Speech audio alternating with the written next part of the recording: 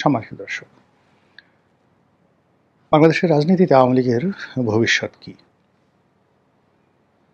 শেখ হাসিনা কি আওয়ামী লীগের সভানেত্রী থাকবেন, নাকি একটা রিফাইন্ড আওয়ামী লীগ গঠিত হবে? শেখ পরিবারের মধ্যে কি নেতৃত্ব থাকবে, নাকি শেখ পরিবারের বাইরে এই নেতৃত্বে কেউ আসবে? দলের যে সকল নেতৃবৃন্দ, সিনিয়র নেতৃবৃন্দ যারা আছেন ভারতে কিংবা বাংলাদেশের জেলখানাতে, আগামীর যে রাজনীতি, আওয়ামী লীগের রাজনীতি তাদের হাতে থাকবে, নাকি নতুন একটা নেতৃত্ব আসবে? এর বাইরে ভারত কি আওয়ামী লীগকে শেষ পর্যন্ত ওন করবে? ভারত কি বাংলাদেশ আওয়ামী লীগকে পুনর্বাসিত করার জন্য সর্বশক্তি নিয়োগ করবে, নাকি আওয়ামী লীগ একেবারে আদিকালের যে মুসলিম লীগ সেগুলোর মতো বিলীন হয়ে যাবে?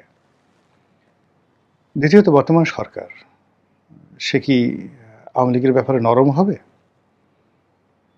নাকি সরকার এখন যেভাবে আওয়ামী লীগকে নিষিদ্ধ করেছে ওই যে সিদ্ধান্ত, সেই সিদ্ধান্তের উপরে অবিচল থাকবে এবং বাংলাদেশে আমিদের বা আমি এবং মামু, এই মামুদের যে রাজনীতি, যে কথাগুলো এখন জনপ্রিয় হয়ে গেছে, আমি এবং মামু, এই আমি এবং মামুর রাজনীতি চলতে থাকবে যতদিন না পর্যন্ত আর একটা গণ অভ্যুত্থান না হয়, যতদিন পর্যন্ত মানুষজন তাড়িয়ে না দেয়, যতদিন পর্যন্ত তারা ব্যর্থ না হয়। আসলে কি হতে যাচ্ছে এই বিষয়গুলো চায়ের টেবিলে, পর্দার আড়ালে, সামনে এবং যেখানে সুযোগ আছে টেলিভিশনের টক শো, যেটা এই মুহূর্তে যেটিকে বলা হয় পাবলিক পার্লামেন্ট, সেই পাবলিক পার্লামেন্টে কিন্তু আলোচিত হচ্ছে। জাতীয় সংসদে অনেক বিষয় আলোচনা হচ্ছে না, করা যাচ্ছে না বা হবে না, কিন্তু আমাদের যে সামাজিক মাধ্যমগুলো এখন এটা বলতে গেলে পাবলিক পার্লামেন্টে রূপান্তরিত হয়েছে। টেলিভিশনগুলো এখন আংশিক হলেও, সব টেলিভিশন সব বক্তব্য প্রচার করতে পারে না, সব বক্তাকে আনতে পারে না, কিন্তু মনে হচ্ছে এখনও টেলিভিশন টক শোতে যে আলোচনাগুলো হচ্ছে সেই কোনো আলোচনাতেই রাজনীতি নামক যে অধ্যায়টি রয়েছে সেই অধ্যায়টিতে আওয়ামী লীগকেও বাদ দেওয়া যাচ্ছে না, শেখ হাসিনাকেও বাদ দেওয়া যাচ্ছে না। এই হলো বাস্তবতা। এখন আমাদের যে রাজনীতি, সেই রাজনীতির জটিলতাগুলো কি শুরু হয়েছে। প্রবীণ রাজনীতিবিদ জনাব ফজলুর রহমান, অ্যাডভোকেট ফজলুর রহমান, তিনি অতি সম্প্রতি একটি সাক্ষাৎকার দিয়েছেন দৈনিক, ইংরেজি দৈনিক বিজনেস স্ট্যান্ডার্ডের সঙ্গে। তিনি এখানে খুব গুরুতর একটি অশনি সংকেতের কথা বলেছেন। সেটা হলো এই যে ঢাকা বারের নির্বাচন হলো, অত্যন্ত সেন্সিটিভ। ঢাকা বারের নির্বাচন হলো, তারপর এরপর সুপ্রিম কোর্ট বারের নির্বাচন হলো। তো ঢাকা বারের নির্বাচনটা হলো পৃথিবীর সবচেয়ে বড় বার কাউন্সিল। প্রায় ৩৫,০০০-এর মতো এখানে এনলিস্টেড আইনজীবী রয়েছেন। এই বার কাউন্সিলের যে গণতান্ত্রিক রীতিনীতি, এটা পুরো ঢাকা শহরকে ডমিনেট করে, বিচার ব্যবস্থাকে ডমিনেট করে, এবং একটা সরকার এবং একটা রাষ্ট্রের যে গণতান্ত্রিক মন মানসিকতা এখান থেকে শুরু হয়। আওয়ামী লীগ জামানাতে যা কিছু মন্দ, এটা কিন্তু একেবারে শুরু হয়েছে বার কাউন্সিল নির্বাচন থেকেই, চূড়ান্তভাবে তার পতনের। এবং সর্বশেষ যে নির্বাচনটি হলো সুপ্রিম কোর্ট বার কাউন্সিলের, যে নির্বাচনে ন্যাক্কারজনকভাবে বিএনপির প্রার্থীদেরকে ব্যারিস্টার কাজল, এখন যিনি রুহুল কুদ্দুস কাজল, তিনি ঠকে গেলেন। ওখানে সেই যে জুথি ভাবির কাণ্ড, তারপর শেষে ভোট র্যাগিং করে আওয়ামীপন্থী যারা লোকজন রয়েছেন তারা যেভাবে বিজয় ছিনিয়ে নিল, সেদিন থেকে কিন্তু আওয়ামী লীগের পতন অনিবার্য হয়ে পড়েছিল, যেটা আওয়ামী লীগের দরকার ছিল না। ঠিক সেম কাজটি এখন এই জমানাতে হলো, যেটা ফজলুর রহমান যেহেতু অ্যাডভোকেট, সিনিয়র অ্যাডভোকেট, রাজনীতিবিদ, রাজনৈতিক বিশ্লেষক, তিনি বিষয়টা চমৎকারভাবে বুঝিয়েছেন। তিনি বললেন যে এই যে নির্বাচনটি হলো, সেই নির্বাচনে মাত্র ৩০% ভোটার অংশগ্রহণ করেছে। যেহেতু এখানে আওয়ামী লীগের কোনো প্রার্থীকে অ্যালাউ করা হয়নি ভোটে দাঁড়ানোর জন্য, ফলে আওয়ামী লীগ শান্তিপূর্ণভাবে যে নির্বাচন বর্জন করেছে, সেই বর্জনে ৭০% লোক ভোট কেন্দ্রে আসেনি, ভোট দেয়নি। তাহলে ভোট দিল কারা? ৩০% লোক ভোট দিল। এই ৩০%-এর প্রধান প্রতিদ্বন্দ্বীকে জামাত এবং বিএনপি। এখানে জয়লাভ করলো বিএনপি, আর রানিং মেট প্রতিযোগিতা হলো জামাত। আগামীতে যে নির্বাচন হবে সেখানে আওয়ামী লীগ থাকবে না, জামাত ক্ষমতায় আসবে, বিএনপি ফেল করবে, এটা ঢাকা বারের। একইভাবে জাতীয় রাজনীতিতেও ঠিক সেম দৃশ্যটা ফুটে উঠেছে। বিএনপি রানিং মেট এখন জামাত, আর জামাতের রানিং মেট এখন এনসিপি। এখন আমাদের দেশের যে যদি এই সরকার পূর্ণ মেয়াদে কাজ করতে পারে, এদেশের ট্র্যাডিশন অনুযায়ী যদি ভোট হয়, যদি ইঞ্জিনিয়ারিং না হয়, যদি জোরাজুরি না হয়, যদি একটা 15ই ফেব্রুয়ারি সেই যে নির্বাচন না হয়, একটা মাগুরার নির্বাচন না হয়, 2014, 18, 24 এই কলঙ্কজনক নির্বাচন না হয়, তাহলে আমাদের দেশের ভোটাররা ইন জেনারেল ক্ষমতাসীনদেরকে ভোট না দিয়ে বিরোধীদেরকে ভোট দেয়। ফলে 5 বছর পরে যদি একটা নির্বাচন হয়, আওয়ামী লীগ বিহীন নির্বাচন, সেখানে জামাতের ক্ষমতা গ্রহণ করা বা ক্ষমতায় যাওয়া শতভাগ নিশ্চিত। 2 নম্বর হলো যে জামাত কি 5 বছর অপেক্ষা করবে? কোনো অবস্থাতেই না। জামাত চাইবে যে বাংলাদেশের রাজনীতিতে আওয়ামী লীগ অপরিহার্য হওয়ার আগেই একটা দুর্ঘটনা ঘটিয়ে দিতে। জামাত চাইবে বিএনপি কোনো কিছু বুঝে ওঠার আগেই যেন ক্ষমতার মসনদে জামাত বসে যেতে পারে, তারপরে যা হবে হবে। জামাত চাইবে তাদের এলাই যারা আছে, তাদের যে সকল সংগঠন আছে, গুপ্ত সংগঠন আছে, তাদের যে সকল plan A B C D আছে, তাদের যে সকল যাকে বলা হয় যে নেতৃত্বের যে স্তরগুলো রয়েছে, যেগুলোকে তারা 3 থেকে 4টি স্তরে গুপ্ত রেখেছে, এই গুপ্ত লোকজন মন্ত্রণালয়ে আছে, বিচারালয়ে আছে, পুলিশে আছে, বিএনপিতে আছে, আওয়ামী লীগে আছে, এখন যে শেখ হাসিনা যে দিল্লিতে থাকেন তার আশেপাশেও আছে। কাজেই তাদের কাছে যে টাটকা যে খবরগুলো আসে, সেই খবরগুলো হলো যে বিএনপি যদি অনুভব করে আওয়ামী লীগের দরকার, তাহলে জামাত নেই। আর আওয়ামী লীগ যদি মনে করে যে বিএনপির সঙ্গে তার সমঝোতা করা দরকার, তাহলে জামাত থাকে না। কাজে এই দুয়ের মাঝামাঝি যে সময়, সে সময়টা খুব অল্প, নট মোর দ্যান 6 মান্থ, অর্থাৎ আগামী ডিসেম্বর পর্যন্ত ডেডলাইন। এই আগামী ডিসেম্বরের মধ্যে জামাত যা কিছু করতে চায় বিএনপির বিরুদ্ধে, সরকারের বিরুদ্ধে, তাকে সেটা করতে হবে। আর যদি সেটা তারা করতে না পারে, তাহলে দুটো জিনিস আছে, অর্থাৎ আওয়ামী লীগ ঢুকে পড়লে সরকার আওয়ামী লীগকে নিয়ে ব্যস্ত হয়ে পড়বে, জামাতের কোনো নামগন্ধ পাবে না, জামাত বিএনপির মার খাবে, আওয়ামী লীগের মার খাবে, এনসিপিকে তো খুঁজেই পাওয়া যাবে না। এই গেল একটা। 2 নম্বর হলো জামাত এবং বিএনপি তারা একত্র হয়ে থাকবে, মানে একেবারে যাকে বলা হয় এমন, মানে আমি এবং মামু দুজনে গলাগলি ধরে এমনভাবে আছি যে তৃতীয় কোনো শক্তি এখানে না গলাতে সাহস পাবে না। সেই অবস্থাতে যেটা হচ্ছে, ডিসেম্বরের মধ্যে বিএনপি তার সমস্ত ক্ষমতা একেবারে কুক্ষিগত এবং পাকাপোক্ত করে ফেলবে।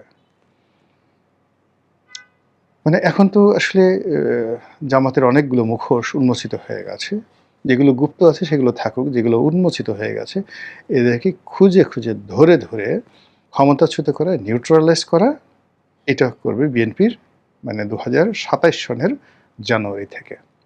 এই সময়টার মধ্যে তারা নিজেকে পাকাপোক্ত করে ফেলবে। এর কারণ হলো জুন জুলাই আগস্ট এই 3 মাস ক্রিটিক্যাল টাইম, কোনো নড়াচড়া তারা করবে না। সেপ্টেম্বর অক্টোবর মাসে তারা স্ট্যাবল থাকার চেষ্টা করবে, একটু নড়াচড়া করবে। অক্টোবর নভেম্বর ডিসেম্বর তারা নিজেদের শক্তি প্রদর্শন করতে থাকবে। তখন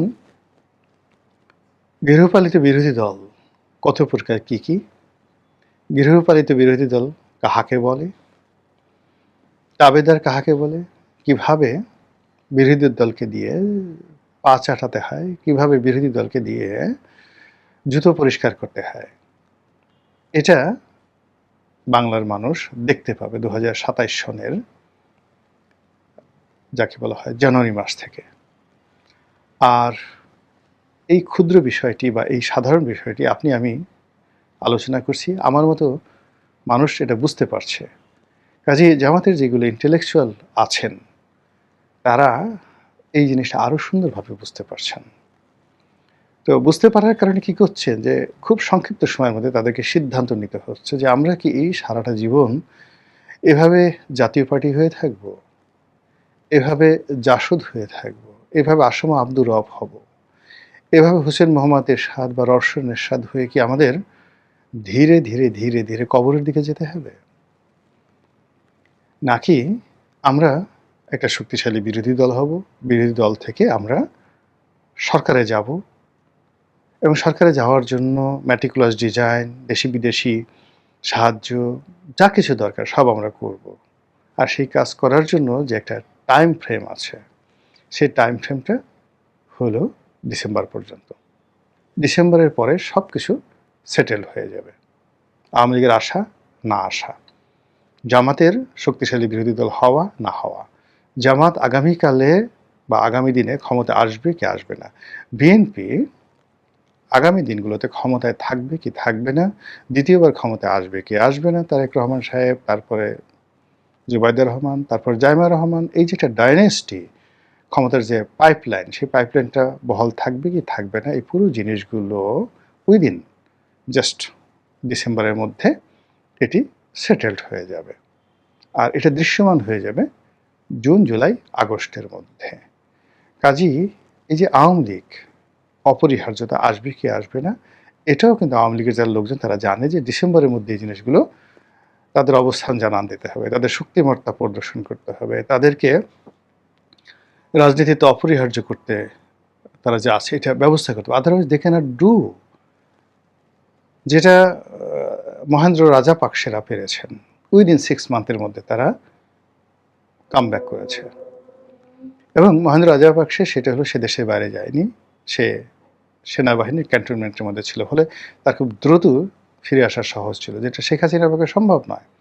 সে যদি বাংলাদেশে থাকতো, শিরিন শারমিন চৌধুরীর মতো থাকতো, সেটা আলাদা রকম হতো। সে যদি গোপালগঞ্জে থাকতো আলাদা হতো। কিন্তু এইভাবে বিদেশে অন এক্সাইল, বিদেশে গিয়ে সেখান থেকে আবার ফিরে আসা, এটা তারেক রহমানের ক্ষেত্রে যে ঘটনা ঘটছে ঠিক এইরকম অলৌকিক কিছু ঘটনা ঘটা লাগবে। অর্থাৎ তারেক রহমান সাহেবের কাছে গিয়ে যে শক্তিগুলো তাকে তার পায়ের কাছে ক্ষমতা হস্তান্তর করেছে, তার পায়ের কাছে গিয়ে ট্রফি দিয়ে আসে, তাকে গিয়ে বলেছে আব্বা হুজুর আপনি আসেন, আপনি ছাড়া দেশ আর কেউ বাঁচাতে পারবে না। এইরকম শেখ হাসিনার ক্ষেত্রে এরকম ঘটনা না ঘটলে বিদেশ থেকে সাধারণত এক্সাইল হয় না।